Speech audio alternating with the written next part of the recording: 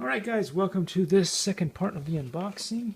And now we will unbox the box, as they say, and open up and see what this fantastic kit holds.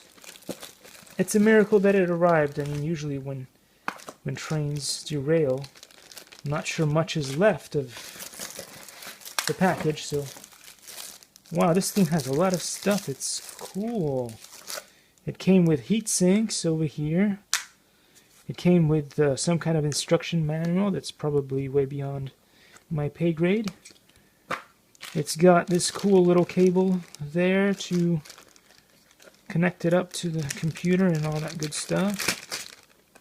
Nice. This is the wonderful thing itself. The Pi. Here it is, the Pi. It looks good. It looks good. I hope it runs. You never know. Likey.